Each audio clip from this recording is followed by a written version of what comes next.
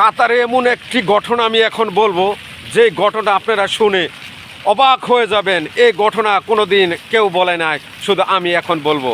এখন কথার মাঝে আমি এখন বলে যাই কোন জায়গায় এখন আছি, আপনারা অবশ্য কমেন্ট করে যাবেন। দেখেন এটা কোন জায়গায় আছি, সেই পরে আপনাকে আমি কথাটা বলতেছি। আমি কাতারে আজ 11 বছর রানিং। 11 বছরের ভিতরে এমন একটি কথা বলবো, যে কথা শুনলে আপনারা অবাক হয়ে যাবেন, বলবেন আজিম ভাই আপনি এই কথাটা কোথায় পেয়েছেন, এই কথাটা আগে বলেন না কেন।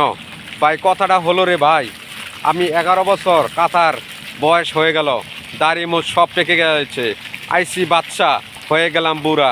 জানি না আল্লাহ পাক রব্বুল আলামিন কতদিন আমাকে এই কাতারে রিজিক রেখেছে, এক আল্লাহ পাক রব্বুল আলামিন বলতে পারবে, আমি বলতে পারবো না। না আমার মৃত্যু এখানে লেগেছে তাও বলা অসম্ভব। এই দেখুন যে সুন্দর জিনিসটা, এটা পানি নিচের থেকে উঠতেছে, আবার পানিটা নিচে যাচ্ছে, একই পানি একই জিনিস, একই কত সুন্দর দৃশ্যটা।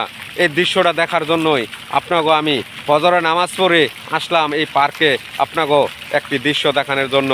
যাক আলহামদুলিল্লাহ, যেই কথাটা বলা না বললেই চলে না, আপনাকে আমি এখন বলবো, আপনারা বলুন। এখন এটা হলো মুসলিম একটি কান্ট্রি।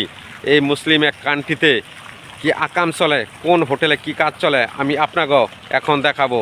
যে হোটেলটার ভিতরে কাজ চলে, এই একটা হোটেল দেখা যায়, দেখেন এই হোটেলটার মাঝে যত আকাম এটার মাঝে চলে, এটার মাঝে চলে, দুইটা হোটেলেই আকাম চলে। যত আকাম এটা আমিও বললে গুনাহ হবে, এই কারণে বললাম না, শুধু আপনাকে আমি দেখায় গেলাম। আপনার এই হোটেলের ভিতরে আকাম যত আছে সব চলে। আমি আসি নেই, আজকে ফ্রি হয়ে আপনাকে বলা কথাটা বলার জন্যই আমি আইছি। এবং আমরা প্রবাসে আইসা কত কষ্ট করে টাকা ইনকাম করি, আর কিছু ছেলে পেয়ে এটা টাকা লুডায়, বাপ মায়ের টাকা পয়সা দেয় না, এবং কি বাপ মা এত কষ্ট করে টাকা পয়সা এই প্রবাসে পাঠায়, আইয়া আইয়া ওই নারী নির্যাতন করে, এই ব্যবহার করে। আর আরেকটি কথা হলো, এই কাতারে সবচেয়ে হারামি হলো বাঙালিরা, কাজ করে টাকা দেয় না।